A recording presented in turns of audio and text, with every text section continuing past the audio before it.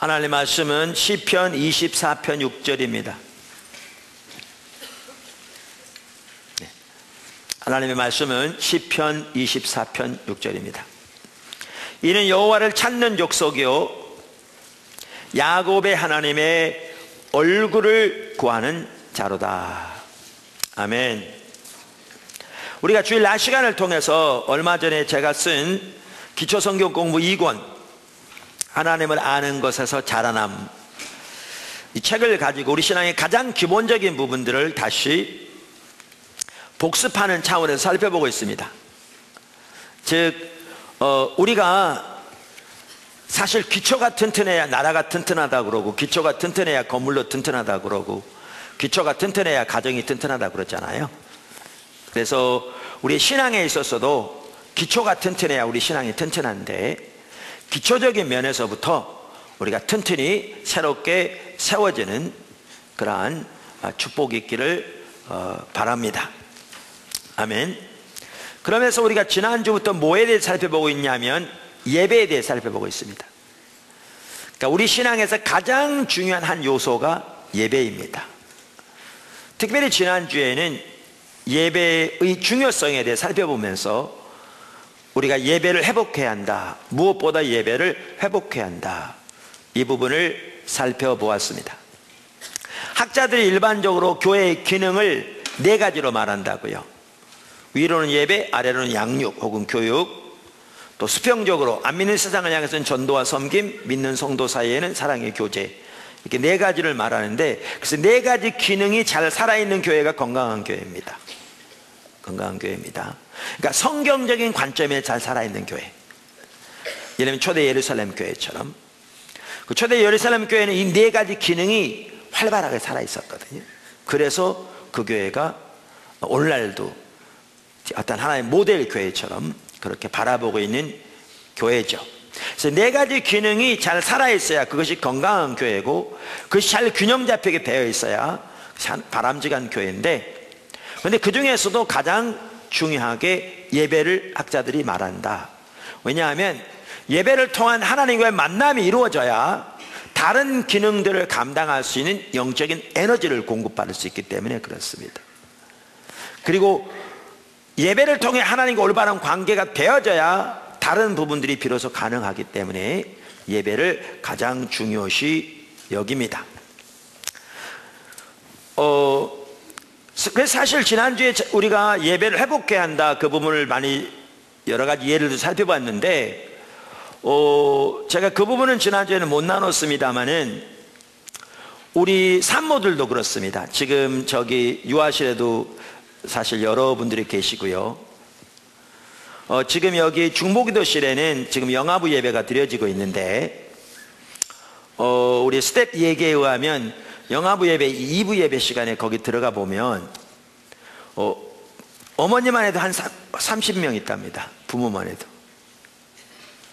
아이들은 30명 이상 되겠죠. 그러니까 좁진 않지만. 그래서 이제 영아부 예배실에 또 하나 필요해서 이 가운데로 이제 둘로 나누려고 그러는데, 근데 저는 산모들에게도 적극적으로 이렇게 권하는 게 뭐냐면 예배를 회복해야 한다, 이렇게 강조합니다. 안 그러면요 신앙이 죽습니다. 이 건물이 지어진 게 지금 10년 됐습니다. 포도나무교회 개척되어진 지가 20년 됐고요. 분당에서 개척되어져서 10년째 이 건물을 지어서 이리로 이사를 왔습니다. 처음에 올 때 지금 여러분이 있는 이 건물과 바로 이 아래에 있는 선교센터 두 건물이 지어졌습니다. 그 당시에 이 지역에 관한 법 때문에 한 건물을 일정 규모 이상으로 짓지 못하도록 돼 있어서 지금은 그게 다 없어졌습니다만은 건물을 두 개로 나눠서 지을 수밖에 없는 상황이었습니다. 근데 저로서는 목회하면서 이제 처음 교회를 지은 거잖아요, 이 건물을. 물론 그 다음에는 이제 아래 교육관이라든가 저 맞은편에 있는 사물교 선교회 본관이라든가 그 외에 뒤에 이제 많은 건물들이 그 뒤로 추가로 세워졌지만, 그 당시에는 처음으로 제가 이 교회 이제 예배당을 건축하는 거였잖아요. 일반적으로 이제 많은 사람들이 이렇게 얘기하거든요. 목사가 교회 건축하다 보면 늙는다. 제가 그래서 이렇게 머리가 허해진 건 아니고요. 물론 그때 많이 허해졌습니다만. 근데 저는 이 교회 그 예배당을 지으면서 영적으로 많은 침해를 받았습니다. 침해가 아니라 침해. 사실 저는 개인적으로 교회 재정 때문에 건축하면서 어려움 당하진 않았습니다. 왜냐하면 뭐 많은 부분이 그 당시 융자로 채워졌습니다. 그래서 그때 교회의 융자가 많이 늘어났습니다. 그리고 하나님께서 그 모든 부분을 채워가셨기 때문에 재정적으로 큰 어려움이 없었습니다. 근데 왜 영적인 침해를 받았느냐 하면 처음 건축하고 그래서 그런지 몰라도 모든 게 제가 신경 쓸 일이잖아요. 물론 실무자가 있긴 하지만. 그러니까 수시로 여기 와서 봐야 되고 또 와서 보면서 때로는 시간들 여기 머물러 있으면서 또 결정할 일도 많고 그러다 보니까 하나님께 예배를 드리는데 깊이 예배를 못 드리는 거예요. 찬양 경배 시간에 주님께 관심을 집중하고 예배 드리려고 눈을 감으면 이건 어떡하지? 저건 어떡하나? 이렇게 생각나는 거예요. 그러니까 예배가 안 되는 거죠. 그러기를 1년 가까이 했습니다. 그랬더니 엄청난 영적인 침해가 있는 거죠. 그거 회복하는데 많은 시간이 필요했습니다. 예를 들면 산모들 제가 이해합니다. 그래서 2부 시간에 영화부 예배를 드린 분들은 1부 예배에 반드시 참석하라. 그런데 쉽지 않습니다. 어린아이를 데리고 1부 예배에 나오기 쉽지 않고요. 이해합니다. 문제는 그게 길어지면 이제 영적인 침해가 옵니다. 하나님과 관계가 형식적이 됩니다. 그러면 남는 거는 종교적인 모양만 남습니다. 신앙의 기쁨이요 사라집니다. 그리스도는 감격이요 기억뿐입니다. 그럼 모든 것이 의무감에 돌아갑니다. 그러면 신앙의 활력을 잃으면 삶에서도 기쁨이 없습니다. 가장 먼저 가장 가까운 남편이나 아내 관계에서부터 원만하지 못합니다. 지난주에 나눈 것처럼 예배부터 회복해야 합니다. 쉽다고는 안 그랬습니다. 아이를 키우면서. 그러나 자신이 살려면 그리고 자녀만 하더라도 올바로 키우려면 결단을 가지고 예배를 회복해야 합니다. 예배를 통해서 하나님과 만남이 이루어져야 합니다. 하나님의 마음이 부어져야 합니다. 하나님의 사랑에 대한 감격이 우리 속에 회복돼야 합니다. 그래야 지난주에 나눈 것처럼 남편을 대할 때도 아내를 대할 때도 심지어 자녀를 대할 때도 하나님의 관점에서 볼 수 있습니다. 하나님의 인도를 따라 할 수 있습니다. 그래야 생명이 흐릅니다. 아무리 예수를 믿어도 그렇게 하나님과의 관계에서 하나님의 마음이 부어지고 하나님의 관점에 상대방을 보지 않고 눈에 보이는 자신의 판단과 관점으로만 판단하고 그것에 근거해 행동하면 결과는 지옥이요 사망입니다.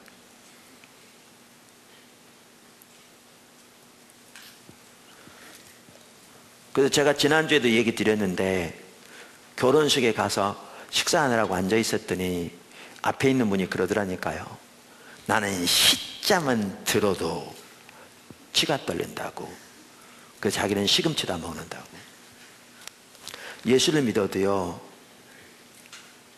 하나님과 관계가 올바로 되지 않으면, 그리고 하나님의 관점에서 상대방을 보지 못하면, 하나님의 마음으로 상대방을 대하지 못하면, 하나님의 길을 따라 상대방을 대하지 못하면 얼마든지 그렇게 될 수 있습니다.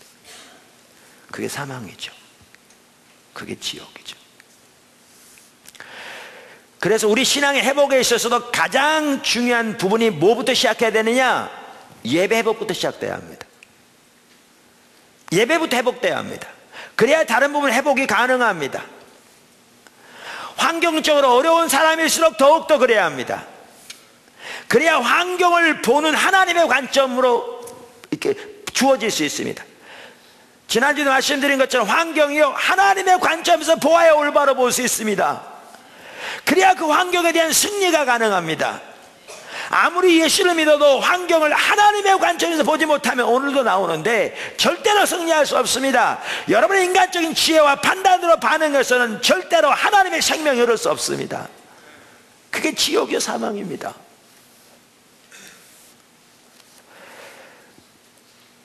그래서 하나님과의 관계가 회복돼야 되는데 하나님과의 관계 회복되는 가장 첫 출발이 예배 회복입니다. 그래서 반드시 예배를 회복해야 합니다. 할렐루야.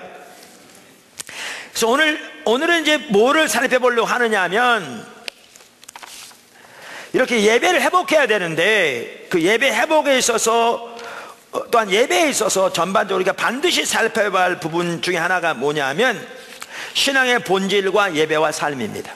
신앙의 본질과 예배와 삶, 이 세 가지 밀접한 관계입니다. 얼마 전에 십자가 성령 컨퍼런스가 있었습니다. 지금 한 달 남짓 전에. 그때 제가 이 설교를 했습니다. 오늘 또 이 설교를 하려고는 안 합니다.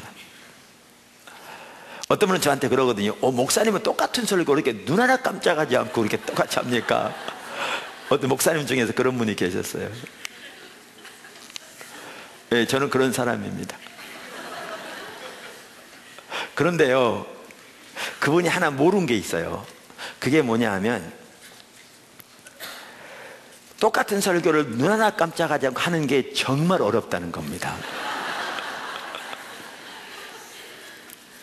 정말 어려워요. 설교자 입장에서는 새로운 진리를, 성도들이 알지 못하는 진리를 전하는 게 훨씬 쉽습니다. 왜? 호기심을 가지고라도 들을 거니까. 근데 했던 설교를 눈 하나 깜짝하지 하는 거요, 정말 어렵습니다. 근데 왜 하는 줄 아십니까?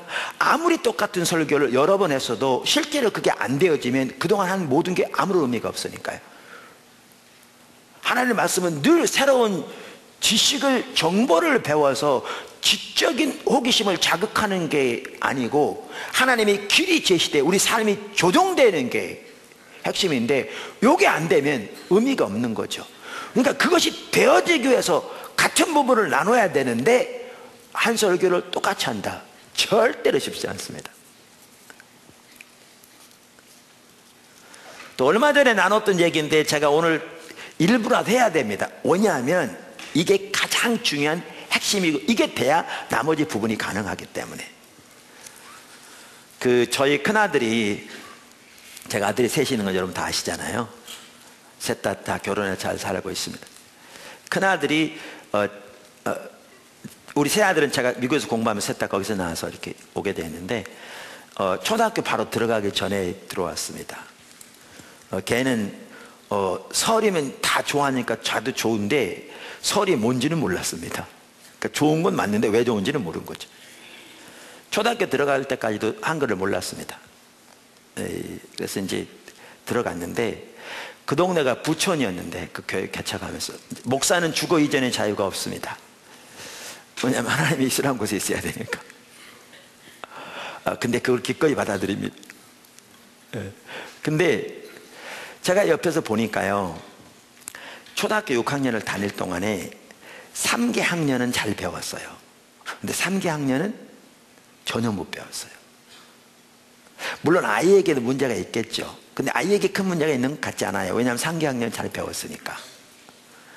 근데 제가 보기 이런 것 같더라고요. 그 동네는 부촌이라 대부분의 아이들이 다 선행학습을 하고 들어간 그런 지역이었어요. 그럼 이런 것 같아요. 아무리 아이들이 선행학습을 다 해서 왔든지 상관없이 선생님이 자기 진도를 충실하게 나간 그 학년에는 걔는 배웠어요. 충실하게.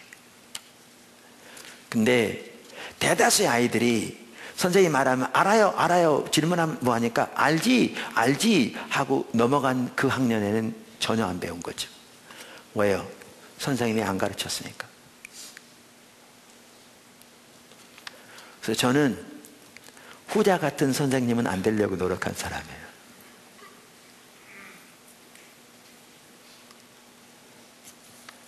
후자 같은 선생님 안 되려고 노력한 사람이에요.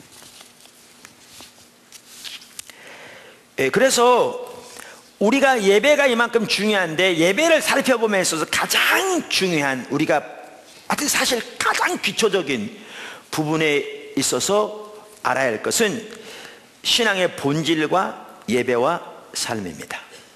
근데 신앙의 본질과 예배와 삶, 이 부분을 살펴보기 앞서 우리는 뭐를 복습해야 되냐면 신앙의 본질과 의식의 관계를 복습해야 합니다. 이 부분은 이 설교 시리즈 하면서도 살펴봤습니다. 원래 한 타임에 하려고 그랬는데 두 타임에 나눠서 했습니다. 자세히 하려면 시간이 많이 들어서 오늘 그 설교를 다시 하려고 하는 게 아닙니다. 얼마 전에 했기 때문에. 오늘 제가 뭐 하려고 하느냐면 제목만 살펴봄으로써 복습하려고 합니다. 그래야 오늘 이 설교가 이해가 될 거니까. 또 신앙의 본질과 의식의 관계는 우리 신앙의 모든 면에서 가장 핵심적이고 가장 중요한 부분이기 때문에 이건 당연히 돼야 되는 거죠. 자, 그러면 신앙의 본질과 의식의 관계를 여러분 잘 아시니까 하나하나 살펴보도록 하겠습니다. 첫째, 우리 신앙의 본질은 무엇보다 하나님과의 친밀한 교제입니다. 아멘. 우리 신앙의 본질은 무엇보다 하나님과 친밀한 교제입니다. 그러니까 신앙의 본질이라 이렇게 표현한 것은 우리 신앙에서 핵심이다, 우리 신앙에서 가장 중요한 요소이다, 그런 뜻입니다. 그럼 우리 신앙에서 그 가장 중요한 요소, 우리 신앙의 핵심이 뭐냐? 우리 신앙의 본질은 인격체신 살아계신 하나님과의 친밀한 교제입니다. 친밀한 교제입니다. 물론 하나님과 친밀한 교제 가운데 있는 사람은 하나님의 목적을 발견하고 그 일에 온 사람을 동참하는 삶을 살게 되어 있습니다. 같이 가죠. 그러니까 하나님과의 친밀한 교제라는 말은 하나님 그분을 알고 그분을 존재를 다해 사랑하는 걸 말하는 건데, 이렇게 하나님을 알고 하나님을 사랑하는 사람은 당연히 하나님의 목적을 발견하고 그 일에 온 사람으로 동참하게 되어 있습니다. 하나님을 안다고 하면서 하나님을 마음과 뜻과 성품을 다해 사랑한다고 하면서 하나님의 목적에 대해서는 관심도 없는 사람은 하나님을 안다는 말이 거짓말입니다. 뿐만 아니라 이렇게 하나님을 알고 사랑하는 사람은 하나님의 명령에 순종하며 하나님의 길로 행하게 되어 있습니다. 다 연결되어 있습니다. 그래서 우리 신앙의 본질은 하나님과의 친밀한 교제입니다. 아멘.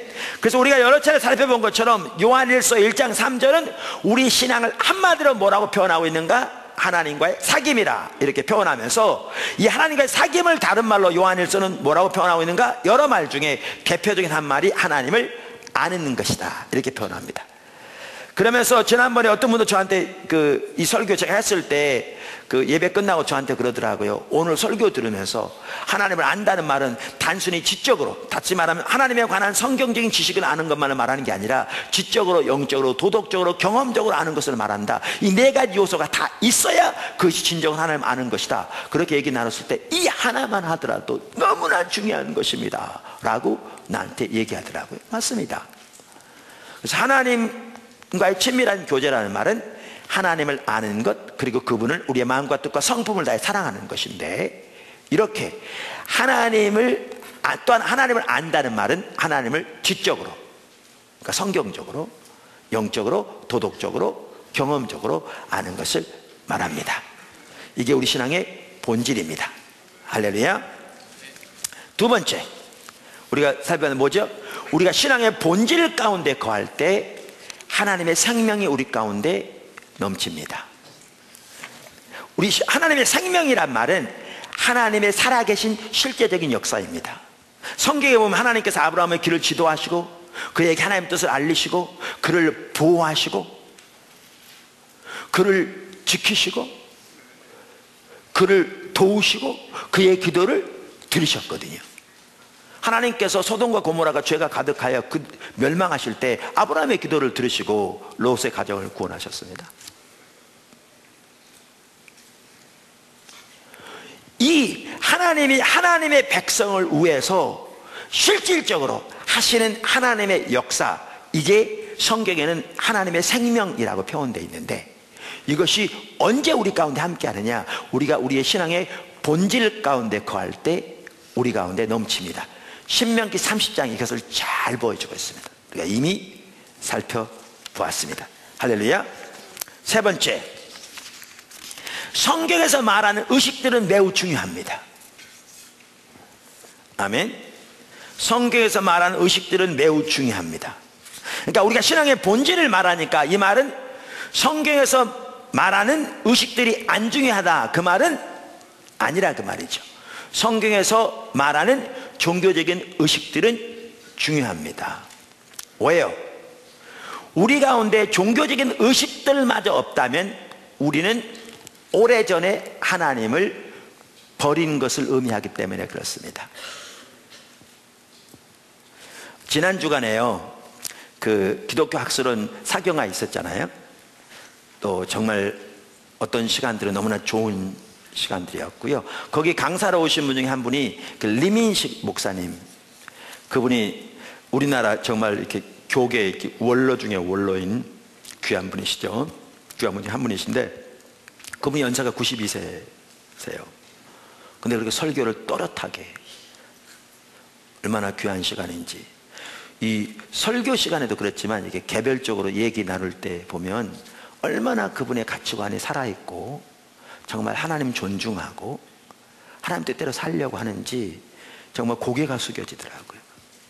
그래서 우리가 지난주에 배우기 위해서 모이자 그랬는데 배울 부분이 너무 많았거든요. 근데 그분은 92세시다 보니까요, 일제시대 초기부터 계셨어요. 우리 교과서에서 역사책에서 보는 일을 그분은 경험하신 분이세요. 근데 꼭 그분들의 얘기가 아니라도 우리 믿음의 선조들이 신앙생활 할 때는요, 눈이 여기까지 와도 새벽 기도를 오리씩 걸어서 가도 다 갔어요. 안 빼놓고 눈길을 헤쳐가면서. 근데 요즘 포도나무교회 성도들만 하더라도요, 오늘처럼 날이 조금 굳다, 비가 보슬보슬 내리네, 그러면 주일날 예배도 많이 빠져요. 왜 그런 줄 아십니까? 하나님과의 관계에서 멀리 떠나 있기 때문에.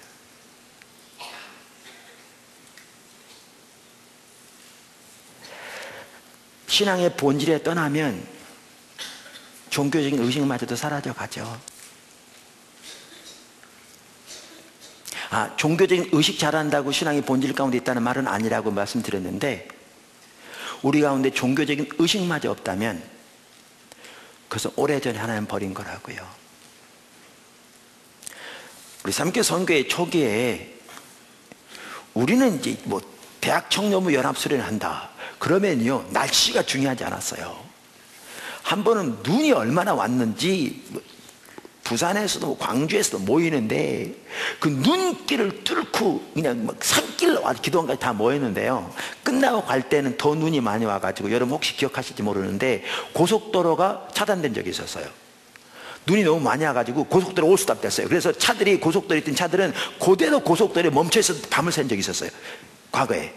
그때 우리 팀들이 마치고 가다가 수많은 사람들이 고속도로에서 밤을 샜어요.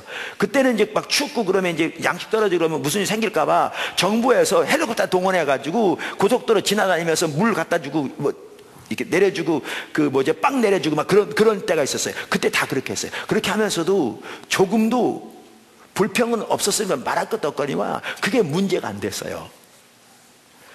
근데 지금 주일날 예배 드리는 것마저도 이렇게 해요. 그게 뭔 얘기인 줄 아십니까? 하나님을 향한 배고픔과 열정에서 오래 떠났다는 거예요. 멀리. 인터넷에 예배 드리면 되지 뭐.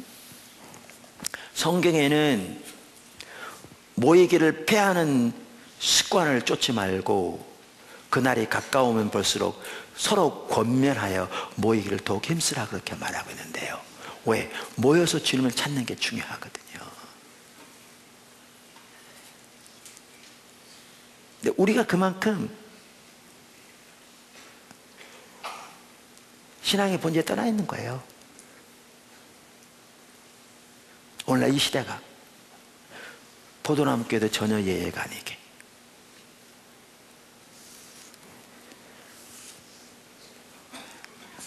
그래서 하나님께서 명하신 의식들은 중요합니다.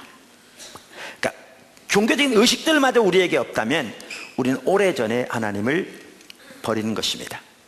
자, 네 번째 우리가 살펴봤던 게 뭐냐면 신앙의 본질에서 떠난 것이 하나님을 버리는 것이다. 그러니까 이 관점이 너무 중요하다고 말씀드렸죠. 그러니까 하나님을 버린다 그러니까 우리는 성경적인 의미를 알아야 돼요.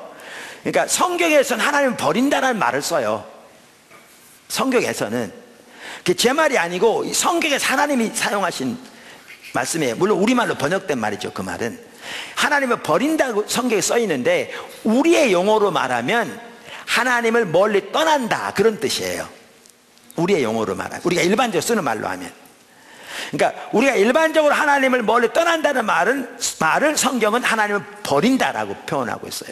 그런데 우리가 하나님을 멀리 떠난다 그러면 뭐를 하나님을 멀리 떠난다 그러냐면, 아까도 말씀드린 대로 종교적인 의식을 더 이상 하지 않는 것을 하나님을 멀리 떠난다라고 생각하는 거예요. 그러니까 더 이상 예배도 안 드리고 기도에도 안 나오고 헌금도 안 드리고 성경도 안 보고 뭐 이런. 그래서 요즘 얘기 들으니까 뭐 남녀 호랑객교를 갔대나 뭐 요즘은 절에 기웃기도 한대나, 그러면 당연히 하나님 떠난 거죠. 그런데 주일날 빼놓지 않고 예배 나가고 11조 잘 드리고 또 기도 많이 하면 우리는 하나님 버렸다고 생각하지 않죠. 그런데 하나님의 관점에서는 그렇지 않아요. 하나님의 관점에서는 종교적인 의식이 중요하다고 안 중요하다고요? 중요하다고요. 종교적인 의식마저 없다면 우리는 오래전에 하나님을 버린 거라고요. 떠난 거라고요. 다시 말하면요, 하나님과 친밀한 교제에 떠난 거라고요. 오래전에 떠난 거라고요. 자, 그런데 그러니까 종교적인 의식이 중요한데, 성경적인 관점에서는 아무리 종교적인 의식이 많아도 신앙의 본질인 하나님과의 친밀한 교제에서 떠나는 것을 하나님을 버린 거라고 그랬어요. 그게 이상하시다 그랬고요, 다르시다 그랬어요. 성경은 그렇게 표현해요. 그러니까 이런 하나님의 관점을 모르면 우리는 하나님을 버렸으면서도 하나님 버린 걸 모르는 거예요. 왜? 하나님의 관점을 모르기 때문에. 할렐루야. 다섯 번째, 제가 이걸 먼저 복습하고 이제 예배에 대해 나눌 거거든요. 다섯 번째, 우리가 신앙의 본질에 떠나면 우리의 삶은 반드시 하나님의 법을 버리게 되어 있습니다. 우리가 신앙의 본질에 떠나면 우리의 삶은 반드시 하나님의 법을 버리게 되어 있습니다. 그럼 왜 하나님은 신앙의 본질, 하나님과 친밀한 교제, 다시 말하면 하나님을 아는 지식, 다시 말하면 하나님을 마음과 뜻과 성품을 다해 사랑하는 삶, 여기서 떠나는 것을 하나님을 버린 거라고 그러신가? 다 똑같은 말이거든요. 버린 거라고 그러냐? 왜냐하면 바로 거기서 떠나면 우리의 삶은 반드시 하나님의 법을 버리게 돼 있어요. 인간은 이해가 안 해요. 그리고 우리는 자기 법, 세상의 법을 따라 살게 돼 있어요. 그러니까 하나님의 관점에서는 실제로 하나님을 버린 거죠. 그래서 아무리 종교적인 의식이 많아도 그것이 중요함에도 불구하고 신앙의 본질에 떠나는 것을 하나님은 하나님을 버린 거라고 그러세요. 뭐냐면 신앙의 본질에 떠나면, 하나님과 친밀한 교제에 떠나면, 하나님을 아는 참된 지식에 떠나면, 하나님을 존재를 다 사랑하는 사람에 떠나면 우리의 삶은 반드시 하나님의 법을 버리게 되어 있기 때문에 그렇습니다. 아멘. 그 다음에 여섯 번째, 지금 책에 있는 내용들 복습하고 있습니다. 여섯 번째, 신앙의 본질에 떠나면 하나님의 심판이 옵니다. 그러니까 신앙의 본질에 떠나는 것이 하나님 버린 거니까 신앙의 본질에 떠나면 하나님의 심판이 와요. 근데 가장 먼저 찾아오는 심판이 뭐냐? 하나님의 살아계신 생명의 역사가 거칩니다. 그러니까 하나님 우리의 기도를 들으신다, 우리를 도우신다, 우리의 필요를 채우신다, 우리의 길을 지도하신다, 우리 위해 싸우신다, 우리를 건지신다 등등, 성경에서 하나님이 하나님 백성들을 위해서 하신다고 하는 그 모든 내용들을 교리적으로는 다 믿어요. 이론적으로는 다 믿는데 그 실제적인 살아계신 역사는 삶에서 거치는 겁니다. 그게 가장 먼저 찾아오는 하나님의 심판이고요, 그게 심판입니다. 거기서 돌이키지 않으면 더 큰 심판이 옵니다. 아멘. 자, 일곱 번째, 하나님께로 돌아가는 것은 신앙의 본질로 돌아가는 것입니다. 그러니까 하나님을 버리는 것이 뭐라고요? 다른 말로 하나님을 떠나는 게 뭐라고요? 신앙의 본질에 떠나는 게 하나님 떠나는 겁니다. 그러니까 하나님께 돌아가는 건 뭐겠어요? 신앙의 본질로 돌아가는 거죠. 그래서 우리가 잘 아는 대로 호세아서 6장 1절에 보면 오라 우리가 여호와께로 돌아가자. 그러면 똑같은 말을 3절에 뭐라고 그러냐? 우리가 여호와를 알자. 힘써 여호와를 알자. 하나님과 친밀한 교제로, 하나님을 아는 참된 지식으로, 하나님을 우리의 마음과 뜻과 성품을 다하여 사랑하는 삶으로 돌아가는 것이 뭐냐? 그게 하나님께 돌아가는 거예요. 다시 말하면 신앙의 본질로 돌아가는 것이 하나님께로 돌아가는 겁니다. 그리고 우리가 하나님께 돌아가면 우리 가운데 하나님의 생명이 회복되죠. 할렐루야. 그게 이제 사무엘상 7장에 나온 것처럼 볼 수 있는 내용입니다. 아멘. 제가 신앙의 본질과 의식과의 관계를 간단하게 이렇게 제목만 살펴봤어요. 근데 제가 신앙의 본질과 예배와 예배와 삶의 관계를 살펴보기 앞서서 한 가지를 더 살펴보려고 합니다. 그러니까 특별히 오늘 이 부분을 좀 나누기를 원하시는 그런 마음을 주셔서 제가 이렇게 따로 준비를 했는데요. 우리가 하나님을 떠났을 때, 그러니까 신앙의 본질에 떠났을 때 하나님께서 우리를 하나님께로 돌이키도록 하기 위해서 우리를 다루세요. 그러니까 우리를 다루시고요. 이걸 다른 말로 표현하면 징계라고 표현되어 있기도 하고요. 다른 말로 표현하면 빚으신다고 표현할 수도 있어요. 다 같은 말이에요. 같은 말이에요. 우선 우리가 좀 보죠. 자 보세요. 하나님이 우리를 다루실 때 뭐를 통해 다루시냐면요. 그러니까 그게 빚으신다는 말도 되고 또 징계란 말도 되고 다 같은 말이라고. 영어로 discipline이라고 해도 되고 다루시는데 뭐를 통해서 다루시냐면 크게 두 가지를 통해 다루십니다. 환경과 관계를 통해 다루십니다. 뭘 통해 다루신다고요? 환경과 관계를 통해 다루십니다. 근데 제가 좀 더 살펴보기 전에 미리 말씀드리면 하나님의 징계는, 하나님의 다루심은 사랑의 표현입니다. 사랑하기 때문에 다루십니다. 사랑하기 때문에. 성경 몇 구절을 볼 텐데요. 여기 보십시오. 먼저 히브리서 12장을 보십시오.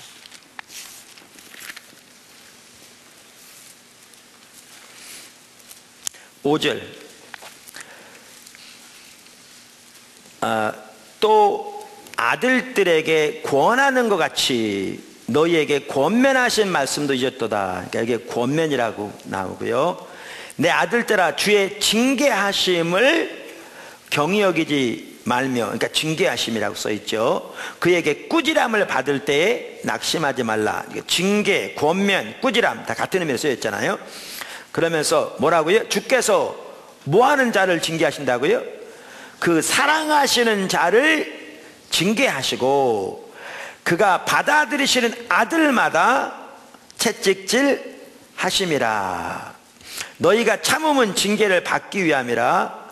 하나님이 아들과 같이 너희를 대우하시나니 어찌 아버지가 징계하지 않는 아들이 있으리요. 징계는 다 받는 것이거늘 너희에게 없으면 사생자요 친아들이 아니니라. 그러니까 하나님 우리를 징계하신다, 하나님 우리를 다루신다, 이걸 때로는 채찍질 하신다 이렇게 표현하고 있는데, 이것을 하나님 우리를 버렸기 때문에 하신다고요? 사랑하시기 때문에 하신다고요? 사랑하시기 때문에. 우리가 하나님의 자녀가 아니기 때문에 하신다고요? 하나님의 자녀이기 때문에 하신다고요? 여기에 보면 징계가 없으면 하나님의 아들이 아니라 그 말이에요. 사생자라. 진정한 아들이고 참 아들이기 때문에 사랑하시기 때문에 징계하신다 그 말이죠. 마찬가지예요.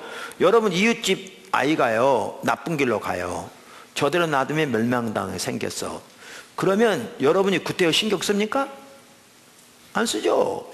내 아들 아닌데, 내가 뭐라고 하면 대드는데 안 쓰죠. 왜요? 여러분 자녀 아니니까요.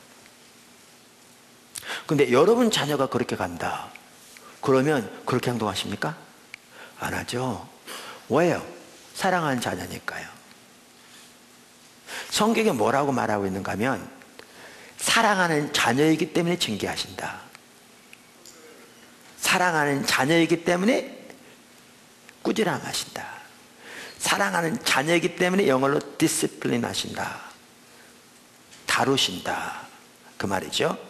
자, 그러면 그렇게 하시는데 여기 11서 12장 여기 10절을 보십시오. 그들은 잠시 자기의 뜻대로 우리를 징계하였거니와 오직 하나님은 우리의 유익을 위하여 그의 거룩하심에 참여하게 하시느니라. 그러니까 징계하는 게 누구의 유익을 위해서라고요? 우리의 유익을 위해서라. 우리의 유익을 위해서라. 그러면서 무릇 징계가 당시에는 즐거워 보이지 않고 슬퍼 보이나 후에 그로 말미암아 연단받은 자들은 의와 평강의 열매를 맺느니라. 그러니까 우리의 유익을 위한 것이고, 이렇게 징계를 통해 빚어지고 우리가 다듬어지고 자라나게 되면 의와 평강의 열매를 맺게 된다. 이렇게 말합니다. 할렐루야. 자, 이제 어디로 가느냐 하면요, 이제 신명기 8장으로 갑니다. 신명기 8장에 보면 하나님께서 이스라엘 백성들을 애굽에서 건져내서 그들을 광야로 인도하셨는데 왜 광야로 인도하셨는가 라는 부분이 거기에 기록되어 있습니다. 그래서 그리로 갑니다. 신명기 8장 여기 5절. 자, 보시죠. 1절부터 보면 좋은데 우선 먼저 5절을 보십시오. 5절. 너는 사람이 그 아들을 징계함 같이 내 하나님 여호와께서 너를 징계하시는 줄 마음에 생각하고. 자, 이걸 보면 광야 생활이 지금 하나님의 뭐였던 걸 볼 수 있어요? 징계였던 걸 볼 수 있어요. 그 다른 말하면 훈련. 아까 말 훈련. 다른 말은 뭐예요? 다루심. 다 같은 말이라니까요. 그러니까 하나님께서 이스라엘 백성들을 다루시기 위해서, 이스라엘 백성들을 영적으로 훈련시키기 위해서, 그걸 다른 말로 하나님께서 이스라엘 백성들을 빚으시기 위해서 그들을 어디로 인도하셨다고요? 광야로. 왜? 사랑하시기 때문에. 여기도 그분이 아버지시기 때문에, 이스라엘 백성들이 하나님의 자녀이기 때문에, 사랑하시기 때문에 그를 빚으시기 위해서, 그들을 훈련시키기 위해서, 그들을 양육시키기 위해서 그를 인도하셨다. 그 말이죠. 그러니까 히브리서 11장과 같은 내용이죠. 12장과. 그렇죠? 그러면서 이 구절도 나중에 보시면요, 뭐라고 나오냐면 이렇게 나와요. 8장에 결국 16절에 보면 내 조상들도 알지 못하던 만나를 광야에서 내게 먹이셨나니 이는 다 너를 낮추시며 너를 시험하사 마침내 내게 뭐하라? 복을 주려 하심이니라. 그러니까 결국은 뭐냐 하면 하나님의 다루심, 빚으심, 징계라고 표현되어 있는 이게 우리의 유익을 위해서인 거죠. 그들의 경우에도 궁극적으로 그들에게 복을 주시기 위함이었다고요. 아까 히브리서 12장에 똑같은 얘기였고, 그렇죠? 우리의 유익을 위해서, 사랑하기 때문에, 아버지시기 때문에 한다 그 말이죠. 그러면서 광야에서 가는 이스라엘 백성들은 뭐였어요? 홍해 앞으로 인도하셨고, 먹을 것이 없는 것으로, 마실 것이 없는 것으로, 뭐를 통해 그들을 징계하셨죠? 환경을 통해. 환경을 통해. 그러니까 하나님께서 우리를 빚어가시고 하나님 우리를 징계하신다. 그게 징계란 말이 나쁜 게 아니 그런 뜻이에요. 다루신다 같은 말인데, 이렇게 하실 때 뭐를 통해 다루시느냐? 다루시는 수단이 크게 두 가지라니까요. 뭐를 통해서? 환경과 관계를 통해서. 관계 다루신다고요. 그러니까 여러분이 오이코스만 하더라도요, 관계 어려운 사람한테 더 들어가야 돼요. 지금 하나님 자기를 다루시고 계신 거예요. 환경과 관계를 통해. 근데 여기 아주 중요한 게 있어요. 자, 이렇게 우선 이거부터 신명기 8장부터 보죠. 신명기 8장에 보면 하나님께서 왜 그들을 그려 인도하셨는가? 여기 2절부터 보시면, 이제 시간 아껴서 2절을 보시면, 내 하나님 여호와께서 이 40년 동안에 내게 광야길을 걷게 하신 것을 기억하라. 이게 지금 아까 하나님의 징계라고 그랬잖아요. 그죠? 아까 여기 보면 아래줄에 보면 기억하라. 그러면서 이는 너를 낮추시며 너를 시험하사. 이게 테스트라 그 말이죠. 시험하사 내 마음이 어떠한지 그 명령을 지키는지 지키지 않는지 알려 하심이라. 너를 낮추시며 너를 줄이게 하시며 또 너로 알지 못하면 내 조상들도 알지 못하던 만나를 내게 먹이신 것은 사람이 떡으로만 사는 것이 아니요 여호와의 입에서 나오는 모든 말씀으로 사는 줄을 내가 알게 하려 하심이니라. 그럼 쭉 읽어보시면 그럼 간단합니다. 왜 하나님께서 그들을 환경을 통해서 뭘 원하셨는가? 우선 하나는 그들을 겸손케 하신 거죠. 우리 인간은요 광야 안 가면 되게 겸손해지거든요. 다시 말할까요? 환경을 통해서 광야 안 가면 너무나 많은 우리들은 안 겸손해진다고요. 교만이 하늘을 찌르죠. 말로는 하나님이 하셨다고 그럴지 몰라도요 교만이 하늘을 찔러. 그러니까 광야로 환경을 통해 다루시는 한 가지 목적이 뭐냐면 겸손케 하기 위함이에요. 겸손해야 배우거든요. 겸손케 하셔서 뭐 하려고 하느냐? 철저하게 하나님의 자원으로 사는 삶을 가르치기 위해서요.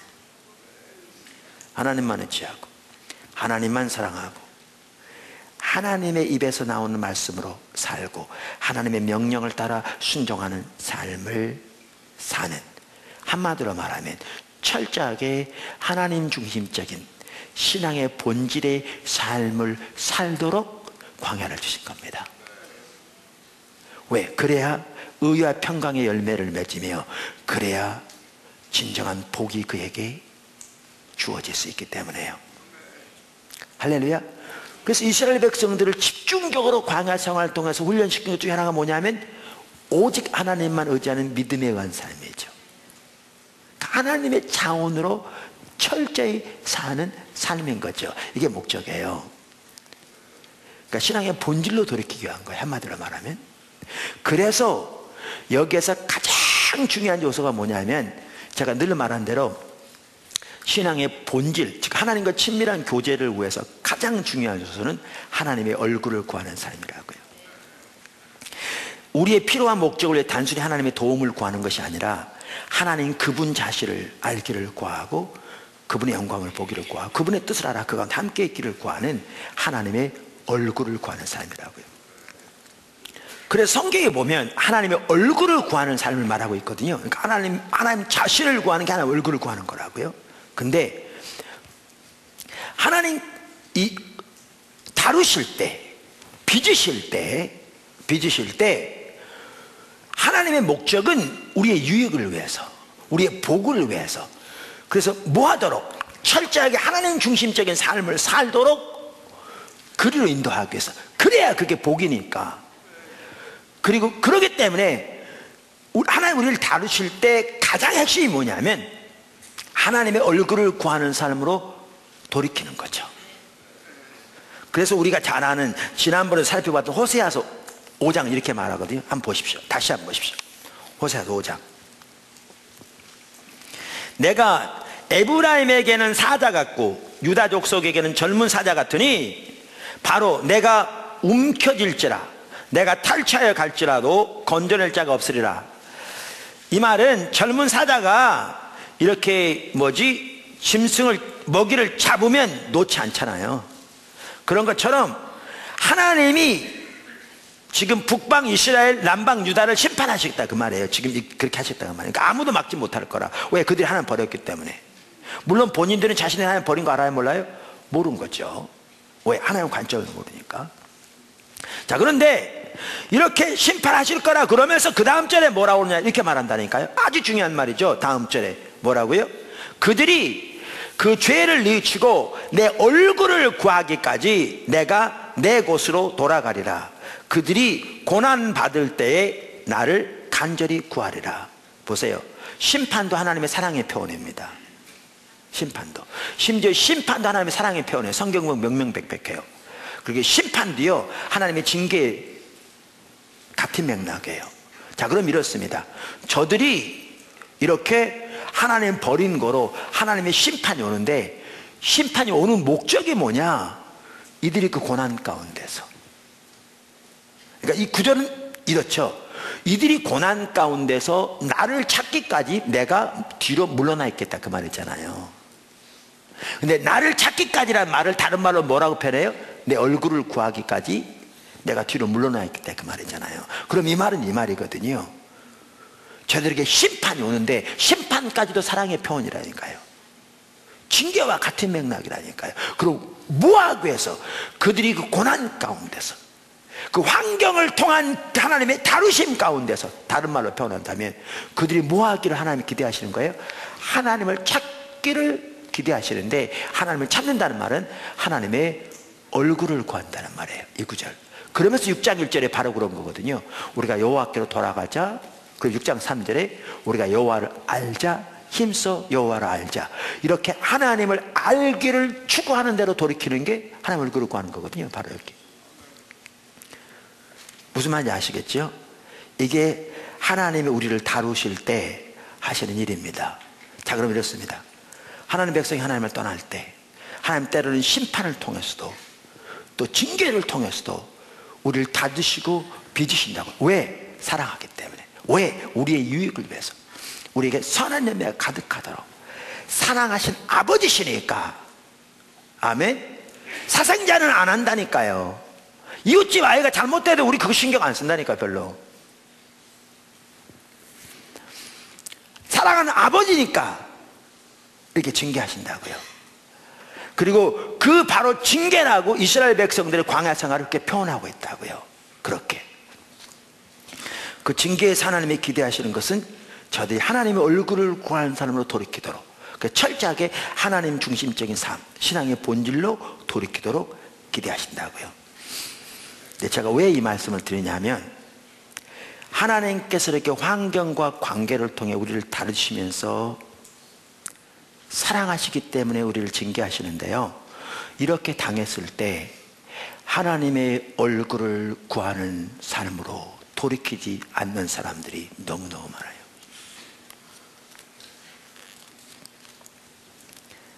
그와 관련해서 세 종류의 사람이 있어요. 하나는 그런 일을 닥치는데도 하나님의 얼굴을 구하는 사람으로 돌이키지 않아요. 호세아 5장에 나오는 것처럼 이런 일이 닥쳤는데도 하나님을 구하는 자리로 돌이키지 않아요. 이런 사람들이 절대로 적지 않아요. 이 부분의 대표적인 인물들이 누구냐면 광야상하던 이스라엘 백성들이에요. 여기 나온 것처럼 이 목적으로 했다고 그랬잖아요. 그러니까 하나님이 홍해 앞으로 그들을 인도하신 게 하나님 이래서 인도하신 거예요. 하나님이 그들을 먹을 것이 없는 광야를 인도하신 게 하나님 이래서 인도하신 거예요. 마실 것이 없는 곳을 인도하신 게 이래서 인도하신 거예요. 이래서. 근데 그들은 그 상황이 닥쳤을 때도, 그것도 반복적으로 그런 일이 일어났을 때도 하나님의 얼굴을 구하는 자로 돌이키지 않았어요. 하나님의 길을 알아 그 가운데 행하는 자를 돌이키지 않았어요. 하나님 중심적으로 돌이키지 않았어요. 그럼 뭐에만 그들이 관심이 있었느냐? 당면한 문제 해결에만 관심이 있었어요. 당면한 문제 해결에만 관심이 있었어요. 그러니까 오늘날 그런 사람 너무너무 많아요. 그러니까 무슨 말이냐면 이런 거예요. 저는 광야에 가는 이스라엘 백성들이 저는 통성기도의 원조라고 생각하거든요. 여러분, 홍해 앞에 왔을 때 살아날 길이 없었잖아요. 인간적인 눈으로 보면 다 죽게 생겼어요. 앞에는 홍해고 뒤에는 애굽의 최정예 부대가 코앞에까지 따라왔어요. 싸울 무기도 없고 도망갈 길도 없어요. 이렇게 섰을 때 그들은 다 죽게 생겼는데 얼마나 절박하게 부르짖었겠어요. 200만 명이. 우리가 하는 통성기도는 이건 아무것도 아니죠.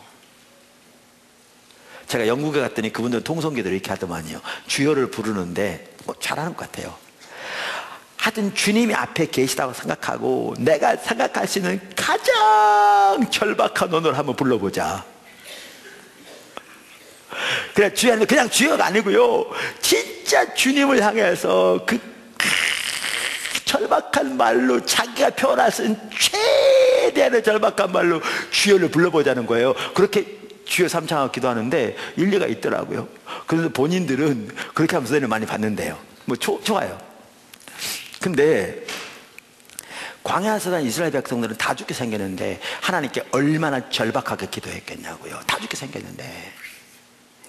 근데 그들의 문제는 뭐였냐면, 아까 하나님의 의도는 제가 말씀드렸죠. 하나님은 그걸 원하셨어요, 그들에게. 그런데 그들은 하나님의 얼굴은 전혀 구하지 않고요, 뭐에만 관심이 있었느냐? 당면한 문제 해결에만 관심이 있었어요. 죽게 생겼을 때 거기서의 도움을, 먹을 것일 때 먹을 것을, 마실 것을 마실 것을 등등, 고기가 먹고 싶을 때 고기를 등등, 문제 해결만 구했어요. 절박하게 구했죠. 문제 해결됐어요, 안 됐어요? 됐어요. 엄청난 기적이 일어났죠. 홍해 앞에서 부르짖었더니 바다가 갈라져 버렸어요. 전무후무한 일이 일어났어요. 그 당시까지는요, 그런 적이 없었어요. 그 뒤로 이제 여호수아 시대에 비슷한 일이 있긴 했지만 그거는 비교 자체가 안 되죠. 그런 일이 일어났어요. 먹을 것이 없어서 그렇게 부르짖었더니 어떤 일이 있었냐? 생전 들어보지도 못한 만나가 그때부터 내리기 시작한 거예요. 기적이 일어났어요. 엄청난 기적. 그래서 그 기적으로 그들의 필요는, 당면한 문제는 다 해결됐어요. 근데 하나님의 목적과 의도는 전혀 이루어지지 않았어요. 전혀. 이렇게 하나님이 몇 번의 기회를 주셨느냐? 10번의 기회를 주셨어요. 성경에 보면 가데스 바네아 사건이요, 10번째라고 써 있어요. 10번의 기회를 주셨어요. 근데 그들은 지속적으로 뭐에만 관심이 있느냐? 당면한 문제 해결에만 관심이 있었어요. 그러니까 히브리서 3장에 그렇잖아요. 저희가 40년 동안 하나님의 행사는 보았는데, 그 능력의 역사는 보았는데 하나님의 길을 전혀 알지 못했다. 하나님의 의중을 몰랐다.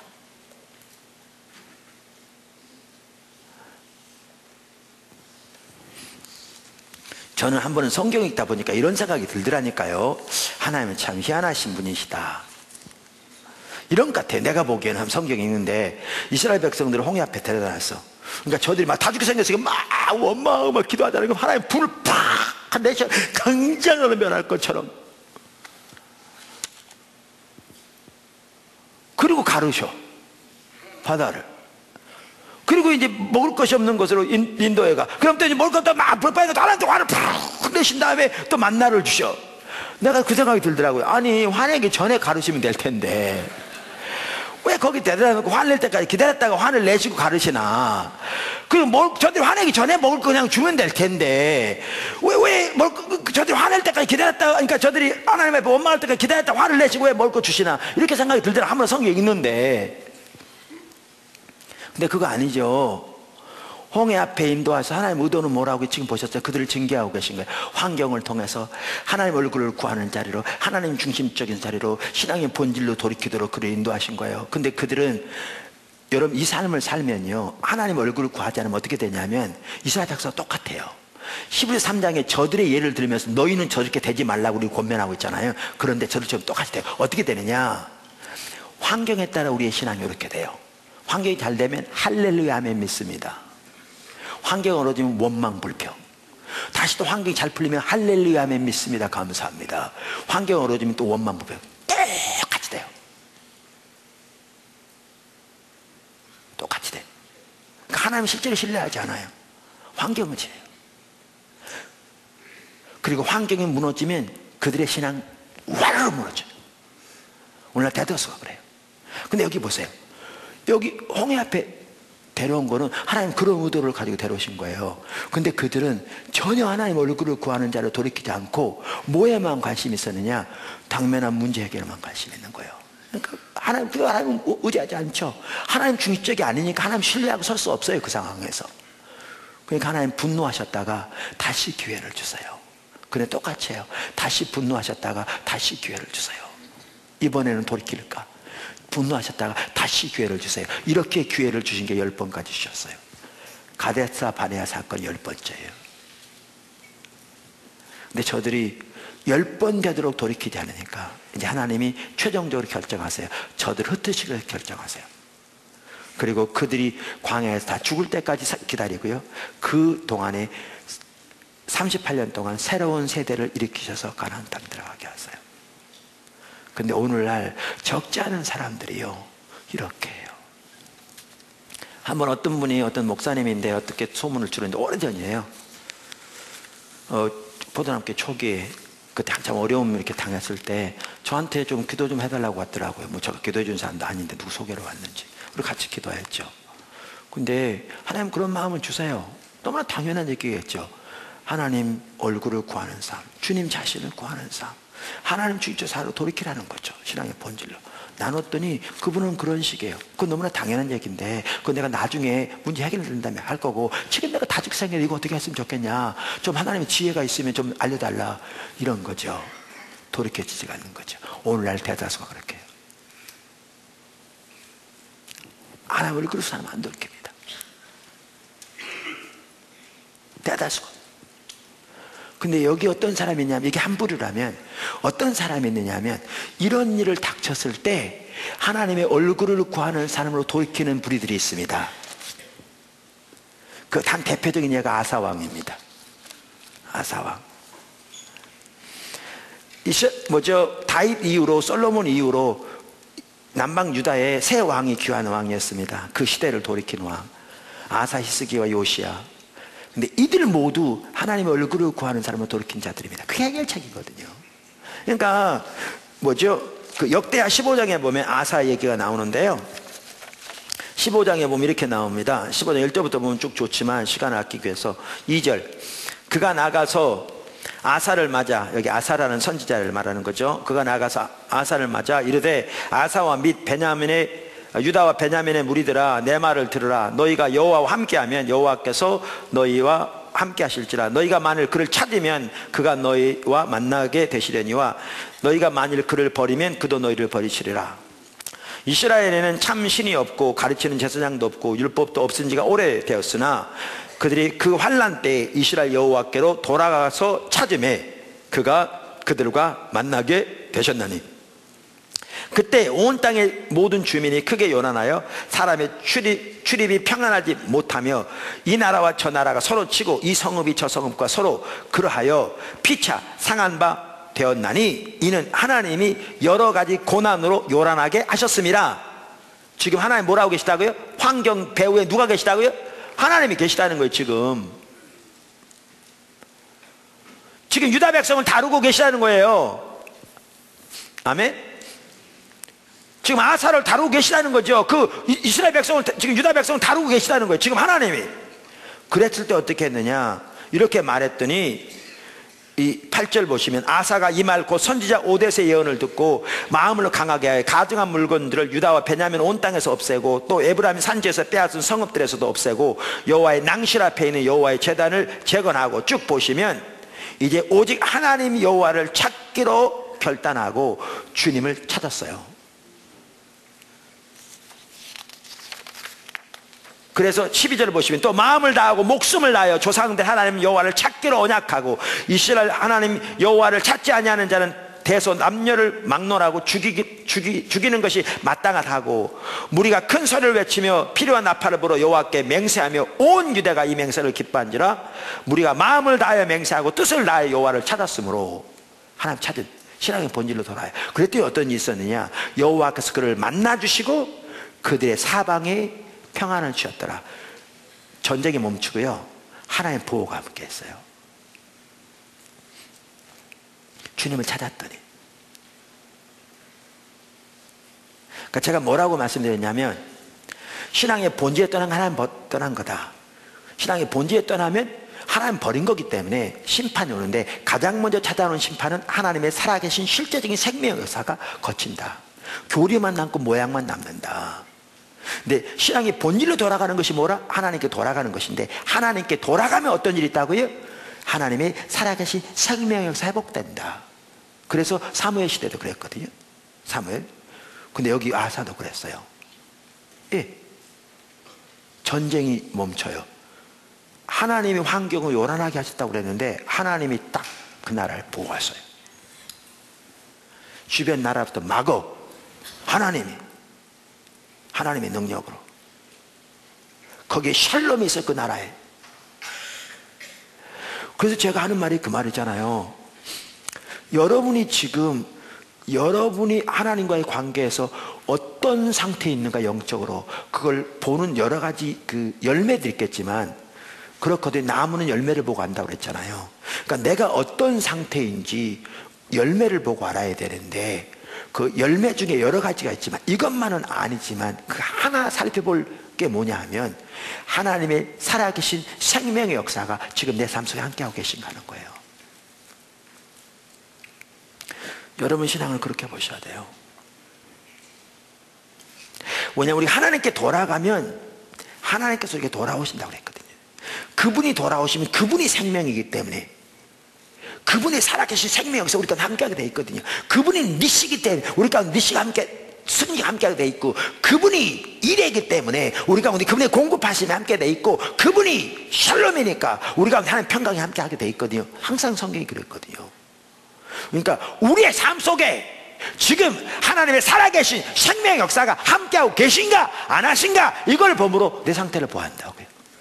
여러분 그렇게 보셔야 돼요. 내가 신앙의 본질에서 여러분 설교 들었다, 내가 하나님 얼굴을 구하는 삶에 대해서 여러분 설교 들었다, 그런데 내 삶 속에 아직 하나님의 살아계신 생명 역사가 함께하지 않는다, 그러면 아직 하나님께 안 돌아온 겁니다. 아직 하나님의 얼굴을 충분히 구하지 않은 겁니다. 아직 하나님을 구하지 않은 겁니다. 그만큼 자명합니다. 설교 몇 번 들어가도 되는 게 아닙니다. 기도 몇 번 하는 게 되는 게 아니고요. 아직 하나님께 안 돌아간 겁니다. 그만큼 명명백백합니다.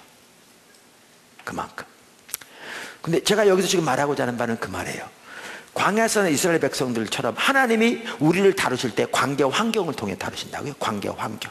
그래서 관계와 환경을 통해 다루시면서 하나님이 살아가시기 때문에, 살아가는 아들이기 때문에, 신자이기 때문에 우리를 다루시고 빚으신다고요. 뭐 하도록? 하나님 중적인 삶을 살도록, 그게 우리의 복을 위해서, 우리의 유익을 위해서 열매 맺는 삶을 살도록 우리를 다루시고 빚으신다고요. 이때 우리에게 그래서 중요한 것이 하나님 얼굴을 구하는 삶이라고요. 근데 이 상황에 닥쳤는데도 하나님 얼굴을 구하지 않는 사람들이 많다고요. 하나님을 찾지 않는 사람이 많아요. 당면한 문제 해결에만 온갖 관심이 있고, 그거 문제 해결되면 하나님 자기를 제일 사랑하는 것 같고 다시 예전으로 돌아가고, 또 어려우면 또 원망하면서 문제 해결이나 찾고, 이런 사람 절대 적지 않아요. 절대 적지 않습니다. 근데 그 상황에서 어떤 사람들은 하나님 얼굴을 구하는 사람을 돌이킨다고요. 그래서 하나님의 생명이 함께 하시는, 하나님의 의도하신 사람으로 세워지는 거죠. 이런 무리들이 있다고요. 근데 이게 제가 이 하나님 얼굴을 구하는 상과 관련해서 세 종류의 사람이 있다 이렇게 말씀드렸는데, 세 종류 중요한 건 아니고 그런 부류가 있더라 그 말이죠. 근데 여기서 중요한 게 또 뭐냐면요, 세 번째 어떤 사람이 있냐면 지속적으로 하나님 얼굴을 구하는 사람들이 있습니다. 이렇게 하나님의 얼굴을 구하여 섰는데 여러분, 우리 인간은 나약한 건 분명합니다. 하나님의 은혜가 절실하게 필요해요, 우리 모두에게. 근데 그럴 때 우리 하나님의 은혜를 구해서야 되죠. 근데 아사 보세요. 그렇게 귀한 왕이었거든요. 특별히 여러분들이 역대하 14장부터 보시면요, 아사가 얼마나 훌륭한 왕이었던가를 볼 수 있어요. 정말 훌륭한 왕이었어요. 그런데 이렇게 하나님 얼굴을 구했더니 하나님 생명이 함께해요. 그러면 어떤 일이 있냐? 20년 동안 전쟁이 없어요. 그만큼 하나님의 생명에서 함께, 하나님 보호가 함께한 거예요. 하나님 그 나라를 지키신 거예요. 그랬더니 뭘 볼 수 있냐면 그가 지속적으로 하나님을 찾는 걸 소홀히 했어요. 왜? 잘 돼가니까.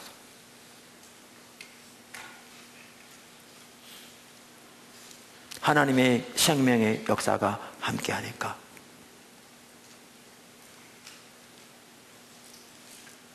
그래서 어떤 일이 있었냐, 여기 보면 20년 동안 평화가 있었다고 그러는데 역대하 16장에 넘어가면요, 이제 다시 북방이 쳐들어옵니다. 그러니까 건드려요.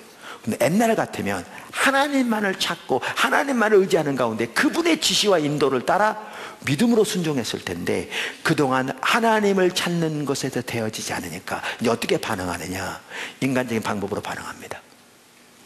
믿음으로 하지 않습니다. 세상적인 수단으로 합니다. 사람 의지합니다. 외국의 군대를 의지합니다. 그 결과 어떻게 되느냐? 이건 성취됐습니다. 북방 이스라엘이 다시 쫓겨났습니다. 문제는 뭐냐면 이렇게 하나님을 의지하지 않았더니 그때부터 전쟁이 다시 시작되었습니다. 하나님의 살아계신 생명의 역사가 그쳤습니다. 이게 16장에 나옵니다. 근데 제가 하나님의 얼굴을 구하는 삶을 나누면서 모세, 다윗, 바울, 이 세 사람의 예를 들었는데 이들이 귀한 게 그게 귀한 겁니다. 이들이 하나님을 집중적으로 찾을 때 그 환난과 역경 가운데서만 찾는 게 아니었어요. 모세는 200만 명의 목회자라고 할 만큼 그렇게 사회가 확장될 때, 그 엄청난 기적과 표적이 있을 때, 그 하나님의 엄청난 그 놀라운 형사들이 그 가운데 함께 할 때도 그는 주님 안에 있기를 원했고, 주님의 길만 알기 원했고, 주님의 목적만 알기 원했고, 주님의 영광만 보기 원했어요. 다윗 왕으로서 그 주위에 있을 때에도, 바울 전 세계가 열려갈 때에도 이게 귀했던 거예요. 이게 귀했던 거예요.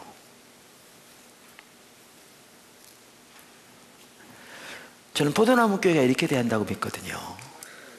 우리가 그동안 하나님을 집중적으로 찾고 주님만 의지하고 그래서 여기까지 왔어요. 정말 귀한 하나님의 일들 많죠. 근데 의외로 적지 않은 사람들이 아사처럼 나태해지고 있어요. 함께 하니까요. 어떤 사람들 하나님의 개인의 환경에서 집중적으로 다루고 계시면 하나님 얼굴을 그 사람 절대 돌이키지 않은 사람도 있고요.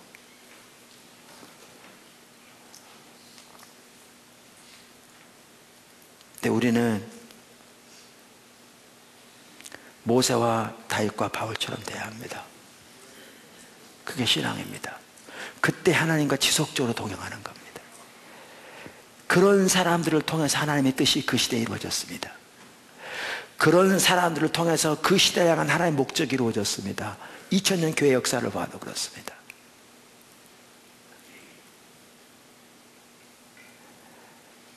이렇게 하나님이 우리를 사랑하시기 때문에 빚으시는데, 하나님 얼굴을 구하도록 우리 인도하십니다. 그렇게 하나님께로 돌이키는, 하나님 얼굴을 구하는 자리로 온전히 돌이켜지는 저와 여러분이 되길 주님으로 축원합니다. 자, 이제 남은 시간 뭐를 이제 살펴보려고 하느냐 하면요, 신앙의 본질과 예배의 삶을 이제 간단히 살펴보려고 합니다. 그럼 예배를 볼 수 있습니다. 예배를. 자, 먼저 말라기서를 봅니다. 말라기서 1장 다 같이 보십시오.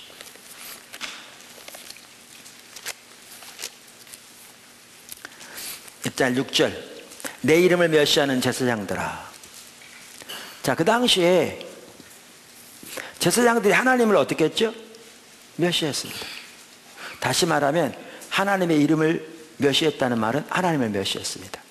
그러니까 이사야서 1장 4절에 보면 하나님을 멸시한다는 말과 하나님 버린다는 말이 같은 말입니다.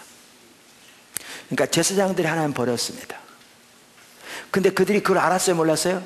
몰랐습니다. 왜냐하면 그 말의 뜻이 뭔지를 모르니까요. 그래서 바로 그 아래 뭐라고 합니까? 6절에 하나 너희는 이르기를 우리가 어떻게 주의 이름을 멸시하나이까 하는도다. 그러니까 멸시했어요. 그럴 때 하나님은 구체적인 예를 드세요. 8절에 만군의 여호와가 이르노라 너희가 눈먼 희생 제물을 바치는 것이 어찌 악하지 아니하며 저는 것 병든 것을 드리는 것이 어찌 악하지 아니하냐. 이제 그것을 너희 총독에게 드려보라. 그가 너를 기뻐하겠으며 너를 받아주겠냐. 이걸 보면 뭘 할 수 있냐면, 그들은 하나님께 제사를 드릴 때 병든 것, 저는 것, 눈먼 것, 바로 그 다음 쭉 보시면요, 훔친 것, 그러니까 값없고 쓸모없는 건 누구에게 드렸어요? 하나님께 드리고 좋은 건 자기가 가졌어요. 여기도 보시면 그렇다니까요. 우리 가운데 의식마저 없다는 거는 우리가 오래전에 하나님 버린 거라고요. 성경적인 용어로. 오늘날 포도나무 교회만 하더라도 이 나라의 교회 전체적으로 더 말할 것도 없고 종교적인 의식마저 점점 사라져 간다는 것은 우리의 신앙이 오래전에 하나님을 버린 거라고요. 하나님과 친밀한 교제에 떠난 거라고요. 근데 우리는 하나님 버렸다는 사실을 모릅니다. 왜? 그 말의 의미를 모르니까. 여기에 보면 제사장들이 하나님을 멸시했구나. 근데 그것도 몰랐냐? 그러면서 자신이 똑같은 일을 하고 있으면서 이게 자기 모습을 모릅니다. 이 말의 의미를 모르니까. 근데 여기에 보면 우리는 뭘 할 수 있냐면, 우선 성경에 비춰볼 때 이런 제물을 못 드리게 돼 있죠. 이렇게 타락했죠. 그러니까 그 예배에 대해서 뭐라고 말씀하신가? 이렇게 말씀하세요. 다음 절 9절 10절 만군의 여호와가 이르노라 너희가 내 제단 위에 헛되이 불사르지 못하게 하기 위하여 너희 중에 성전문을 닫을 자가 있었으면 좋겠도다. 내가 너희를 기뻐하지 아니하며 너희가 손으로 드리는 것을 내가 받지도 아니하리라.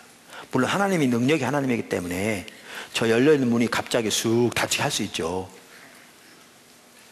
저 뒤에 문이 아무도 주변에 없는데 갑자기 열리게 할 수 있어요. 이렇게 쑥. 사도행전을 보면 그렇게 뭐죠? 그 베드로를 옥에서 꺼냈잖아요. 그죠? 사람들이 눈 뜨고 서 있는데도 그냥 쑥 빼냈잖아요. 갈 수 있다고 봐요. 저는 성경이 말하고 있고. 근데 보편적으로 이렇게 안 하죠. 근데 하나님은 그러시잖아요. 누가 저 성전문을 닫아버려서 제발 이 헛된 예배를 더 이상 내게 못 드리겠으면 좋겠다. 내가 견디지 못하겠다. 근데 말라기 시대 그 제사장들이 그들의 예배가 이렇게 타락한 걸 알았습니까? 몰랐습니까? 전혀 몰랐죠. 여기 보시면 우리는 이럴 수 있거든. 이런 구절을 읽으면 아니 그런 제물을 드리면서도 어떻게 그렇게 타락한 걸 몰랐냐. 모릅니다. 눈이 어두워지면. 근데 여기 보십시오. 이거는 쉽게 이해가 되는데 이제 보세요. 이사야서를 보세요. 이사야서 1장. 성경은 누구 관점에 쓰여졌다고요? 하나님의 관점에 쓰여졌다고요. 자, 1장 11절부터 보시면 여호와께서 말씀하시되 너희의 무수한 재물이 내게 무엇이 유익하뇨? 나는 순양의 번제와 살진 짐승의 기름에 배불렀고 나는 숫송아지나 어린 양이나 순염소의 피를 기뻐하지 아니하노라. 너희가 내 앞에 보이러 오니 이것을 누가 너희에게 요구하였느냐? 내 마당만 밟을 뿐이니라. 헛된 재물을 다시 가져오지 말라. 분향은 내가 가증히 여기는 바요 월삭과 안식일과 대회로 모이는 것도 그러하니 성에 아울러 악을 행하는 것을 내가 견디지 못하겠노라. 내 마음이 너의 월삭과 정한 절기를 싫어하나니 이것이 내게 무거운 짐이라. 내가 지기에 곤비하였느니라.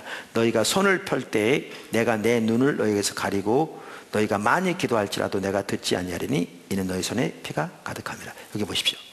이때는요, 여기 보시면 성경의 규정대로 안식일, 월삭 모든 대회와 절기를 철저히 시켜서 성경대로, 또 성경이 규정한 대로 숫송아지, 순양, 순염소, 어린 양 등 성경에 규정한 제물들을, 그것도 가장 살지고 가장 좋은 제물들을 무수히 드렸어요. 그리고 많이 기도했어요.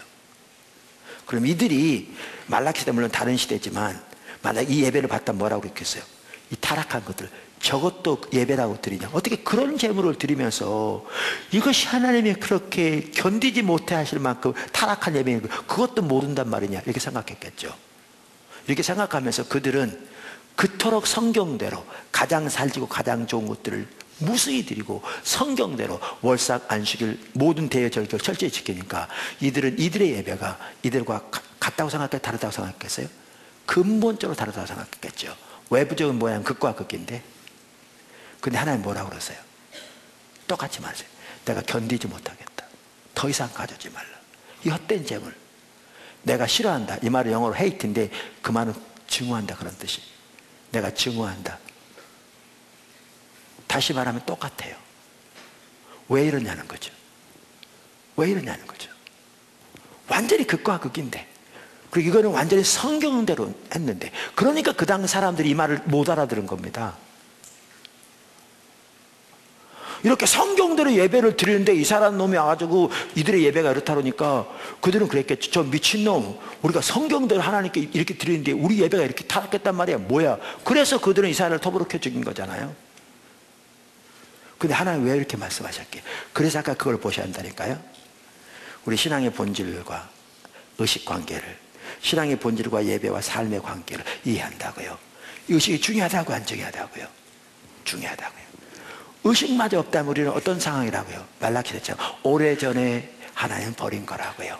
근데 중요함에도 불구하고 이 의식들이 본질이 아니고, 의식들은 하나님을 알고 존재를 다해 사랑하는 삶을 살기 위한 수단이라고요.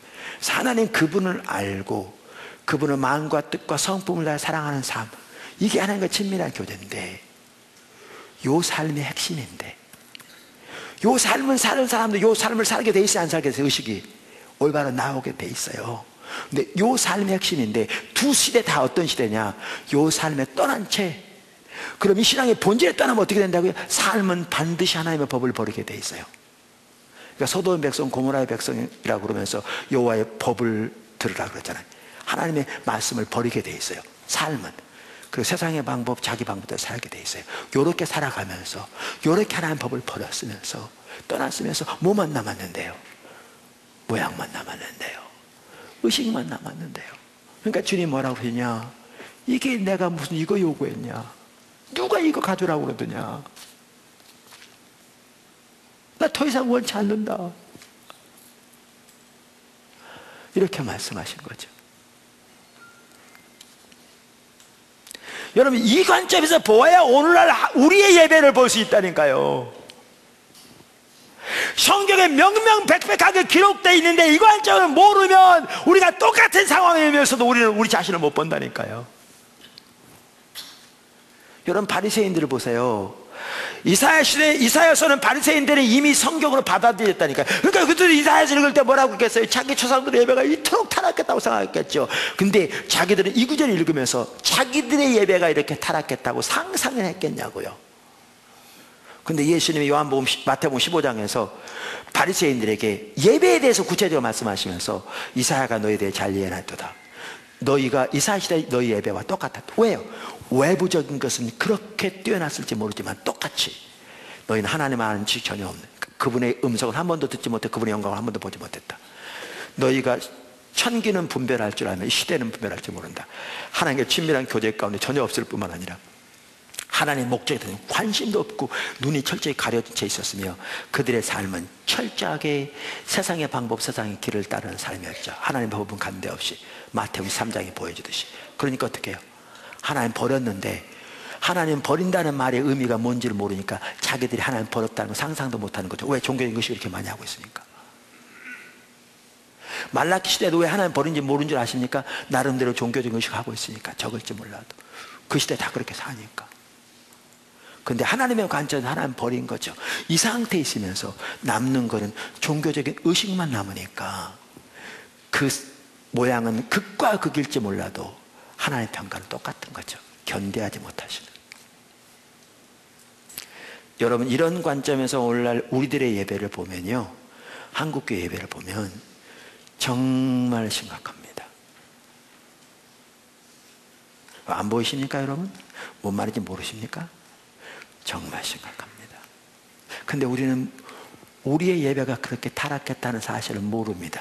우리는 이사야 시대 예배가 타락한 것도 압니다. 우리는 구약성경 가지고 있고, 말라기 시대 예배가 타락한 것도 압니다. 바리새인 예배가 타락했다는 것도 압니다. 우리 성경이 다 신구약 다 해가지고 있으니까. 근데 그게 우리 모습인 것은 동일하게 모릅니다. 눈이 가려졌으니까. 여러분, 이게 입술뿐인 예배입니다. 이게 왜? 입술로는 하나님 나의 왕, 나의 주님이시여, 내가 하나님 사랑합니다 고백할지 모르지만 삶에서 하나님 법을 철저히 버리니까. 왜? 하나님과 친밀한 교제에 떠나면 그렇게 되게 돼 있거든요. 하나님 멸시하니까. 그리고 종교적 의식만 남아있으니까. 이게 입술뿐의 예배입니다. 이게. 근데 우리는 이렇게 타락해 있으니까, 눈이 가려졌으니까 절대 모르는 가운데 우리는 어떻게 생각하냐 하면, 우리는 입술뿐인 예배라 그런 거를 뭐에만 두느냐면 종교적인 모양에만 둡니다. 그러니까 오늘날도 예배 시간에 예를 들면 와가지고 누가 예배 늦게 와가지고 쓰레빠 찍찍 끊고 씻고 와가지고 반바지 입고 와가지고 껌이나 찍찍 씻고 앉아있다가 목사님 목회자 설교하는데 그냥 옆에 사람하고 얘기하다가 뭐 일찍 나갔다. 그럼 우리는 그걸 뭐라 그러냐? 저거 마당문 밤 예배라고 그럽니다. 어떻게 저렇게 예배 드리냐? 저는 그 예배가 옳다는 얘기는 아닙니다. 또 반대로 한 30분 전부터 와서 미리 준비하고 그냥 새 옷은 아니라도 옷 다 안정하게 달아입고 와가지고 그 전날 은행에 가서 헌금도 빳빳한 사돈으로 다 준비해서 그냥 하나님 앞에 정성스럽게 헌금 드리면 이거를 신령과 진정으로 드리는, 정성스럽게 드리는 예배라고 생각합니다. 이렇게 했다는 게 잘못됐다는 게 아닙니다. 내 얘기는 뭐냐면 그게 성경에 말하는 영과 진리로 드리는 예배가 아니고요, 그게 하나님의 기뻐받으시는 합당한 예배는 아닙니다.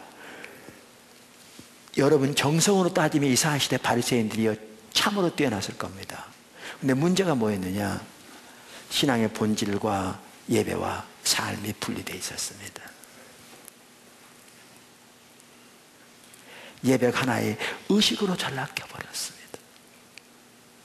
그러니까 껍데기만 남은 겁니다. 그러니까 아무리 정성이 뛰어날지 몰라도 실제 삶에서는 그게 입술일 뿐인 예배였습니다. 그러니까 하나님이 견뎌하지 못하신 겁니다. 그걸 보셔야 합니다. 그걸.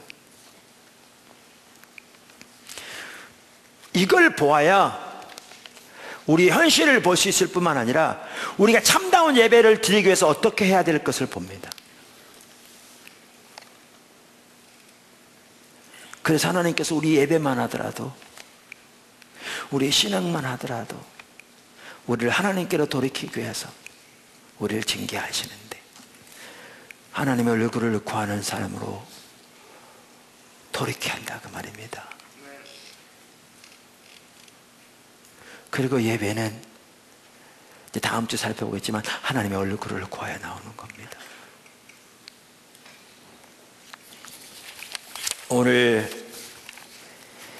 신앙의 본질과 예배와 삶 살펴봤습니다. 예배가 그만큼 중요한데, 예배에 있어서 가장 중요한 요소는 이 신앙의 본질과 예배와 삶의 관계를 올바로 이해해야, 신앙의 본질과 의식의 관계를 올바로 이해해야 예배도 올바로 이해될 수 있습니다. 참 이런 걸 보면 우리가 얼마나 우리가 심각한 상태에 있나 이걸 깨닫게 됩니다. 근데 여러분, 제가 자주 말한 대로 성경이 그랬죠. 하나님의 말씀을 듣고 행치하는 자는 어떤 사람 같다고요? 거울을 보고 돌이켜 곧 잊어버리는 자라. 그런 사람을 뭐라고 야고보서는 스스로 속이는 자라 그 말이에요. 이 말이 뭔 말인지 아세요? 율법, 하나님의 말씀은요 영혼의 거울과 같아요. 거울과 같아요.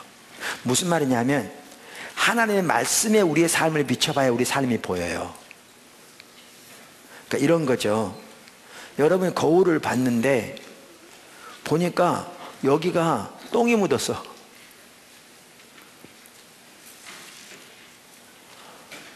음식물을 먹은 게 이해가 끼어가지고요 여기가 검게 썩었어. 그래가지고 여기서 냄새가 펄펄 나. 근데 사실 거울 보기 전까지는 모르거든요. 그리고 자기는 몰라요. 다른 사람은 아는데. 그렇죠. 우리 입냄새 나도 자기는 모르잖아요. 되게 옆 사람은 알지만 이렇게 돼 있어요. 거울을 보니까 이 모양 깜짝 놀라가 예! 하고 했는데 돌아서서 잊어먹어. 그러니까 이제 여러분 지금 웃고 계신 분이 계신데, 그런 거를 성경이 뭐라고 그러냐면 스스로 속이는 자라고 그래요. 자기가 자기를 속이는 자라. 근데 보세요. 오늘 설교 이렇게 나눴잖아요. 하나님의 말씀이 비춰지니까 그 앞에 비춰진 우리들의 모습이 딱 보였어요. 이게 율법이 하는 일입니다. 율법은 죄를 드러나게 하는 거거든요. 하나님의 말씀은 죄를 드러나게 하는 거예요. 그런 의미에서 하나님의 말씀이 영혼의 거울이에요. 보여진 겁니다. 근데 너무나 적지 않은 사람들은요 보여지면 돌아서서 잊어먹습니다.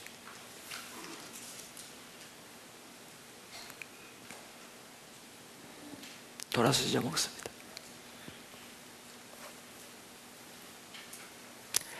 아무 일도 안 합니다. 그게 아까 제가 말씀드린 것과 똑같은 일입니다.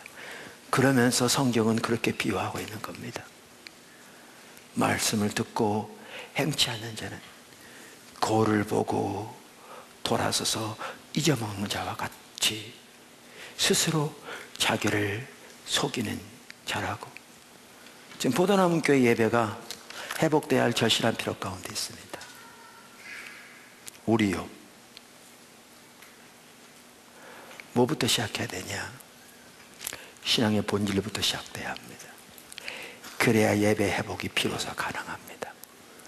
거기서 출발하지 않으면 어떠한 시도나 어떠한 노력도 궁극적 열매를 절대로 가져올 수 없습니다. 그리고 하나님의 얼굴을 구하는 삶부터 시작해야 합니다. 여러분, 지난주에 설교 마칠 텐데 이런저런 일 때문에 넘어지셨죠? 저도 종종 넘어집니다. 회개하고 돌이키고. 안 넘어지면 좋을 텐데. 여러분 이걸 기억하십시오. 넘어지는 것보다 더 큰 죄가 있습니다.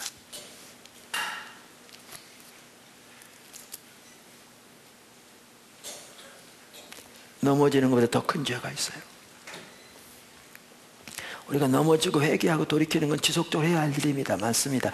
근데 넘어지는 죄보다 더 큰 죄가 있습니다. 어떻게 보면 가장 궁극적인 죄입니다. 넘어지는 것은 열매에 불과합니다. 어떻게 보면. 아까 제가 말씀드렸잖아요. 감기 걸리면 콧물 나요. 열나기도 하고. 콧물만 잡아보면 감기 잡힙니까? 아니요. 감기가 나야 콧물이 잡히죠. 감기는 가만 놔두고 콧물만 잡으려고 해결되냐고요. 안 되죠. 안 되죠. 넘어지는 거요, 콧물 같습니다. 그게 원인 아닙니다. 그건 증상입니다. 넘어지는 거 회개합니다. 죄입니다. 다시 들으십시오. 근데 그게 원인 아닙니다. 그게 핵심 아닙니다. 그건 증상입니다. 당연히 회개해야 합니다. 근데 그건 증상입니다. 뭐가 근본인지 아십니까? 하나님의 얼굴을 구하지 않는 죄가 가장 큰 죄입니다.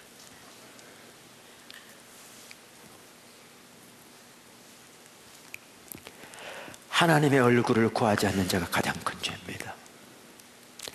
그게 근본입니다. 그게 원인입니다.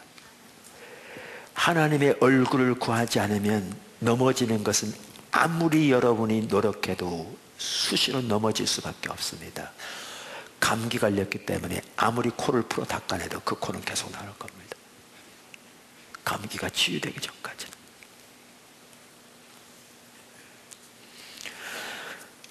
우리가 예배가 회복이 될 절실한 필요 가운데 있는데 뭐부터 시작해야 되냐? 하나님의 얼굴을 실제로 구하는 것부터 시작해야 합니다. 그게 돼야 합니다. 하나님의 얼굴을 구하지 않는 것이 가장 큰 죄입니다. 그게 죄의 근본입니다.